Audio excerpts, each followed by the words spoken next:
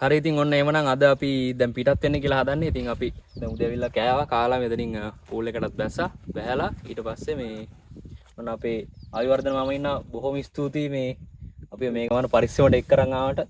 ගොඩක් ස්තුතියි. ඉතින් මාමා මේ අපිට කියන්නකෝ ඉතින් මොකක් හරි බලන් ඉන්න කට්ටියට. මේ ඇත්තම වශයෙන් පුතේ මේක මේ සිංහල රජකාලේ සද්ධාතිස්ස රජතුමා හිටියයි කියලා තමයි ජනප්‍රවාදය තියෙන්නේ. ඒ රජතුමා විසින් ආරක්ෂක ස්ථානයක් විදිහට තමයි මේක ඉස්සලා කට්ටිය භාවිතා කරලා තියෙන ගිරි නුවර කියලා. පස්සේ තමයි නුවර ගල කියලා භාවිතා වෙන්නේ. ඒ කාලේ සද්ධාතිස්ස රජතුමා සහ ඒ පිරිවර එකම මාර්ගයක් තුල ඇවිල්ලා මේ කන්ද උඩට ඇවිල්ලා ආරක්ෂක සහිතව හිටියා කියලා තමයි මිනිස්සු විශ්වාස කරන්නේ.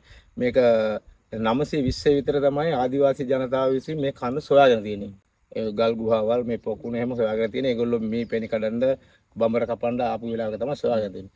ඊට පස්සේ අර ડોක්ටර් ස්පිල් ස්පිල් මහත්තයාත් මේකට ආදිවාසී කණ්ඩායම සහග මෙහෙ ඇවිල්ලා තියෙනවා.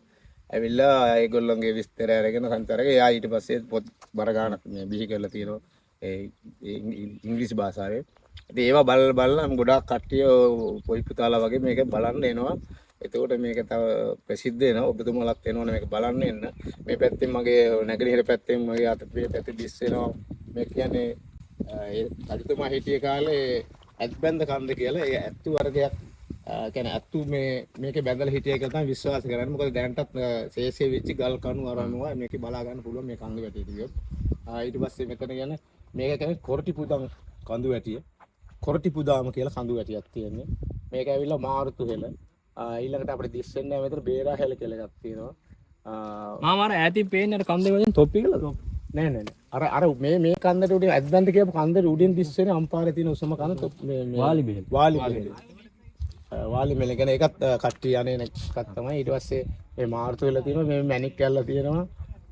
එතකොට අර විලුඹේ පිටිය කන්ද තියෙනවා. නිගුණු ගස් ඇල්ල තියෙනවා. එතකොට අර පේන ජලාශය ඇවිල්ලා අරබොක් කරන ජලාශය ඒක සද්ධාතිස්ස රජතුමා කාලේ ඉදි කරලා ඒක සම්පූර්ණ කරන්න බැරි වෙන පස්සේ මහින්ද මහත්තයාගේ ආණ්ඩුව කාලේ සම්පූර්ණ කරලා අපිට දැන් මේ ප්‍රදේශයේ අයට මේ කුඹුරු බෙදල් දීලා තියෙනවා. ඊට පස්සේ අපි පහු කරන් ආපු පැත්තක් තියෙනවා. අත් පැත්තේ ගොරිකාන කඳු වැටිය තමයි අර අවසාන වශයෙන් දිස් වෙන්නේ. අනිත් කඳු වැටි ටික ඇවිල්ලා ටිකක් එහා පළාත පදිය තලාව ඒ වගේ ප්‍රදේශ වලට සම්බන්ධ වෙන කඳු වැටි තමයි තියෙන්නේ. මේක මේ කඳු වැටි ඇවිල්ලා පොළොන්නරුව දක්වා විහිදී යන පරිසරයක් තියෙනවා අපිට බලා ගන්න පුළුවන්. හොඳයි. අනිවාර්යම එන බොහොම ස්තුතියි. මේ ඉතින් ඔන්න ඔයගොල්ලෝ අනිවාර්යෙන් මෙතෙන්ට ඇවිල්ලා බලන්න මාරම ලස්සනයි. ඉතින් ටිකක් වෙලා යතු වෙන්න. ඇවිල්ලා මේක මේ සුන්දරත්වය විඳින්න. ඉතින් අපි මතක් කරන්නම් අනිවාර්යෙන් channel එක subscribe කරලා තියාගන්න.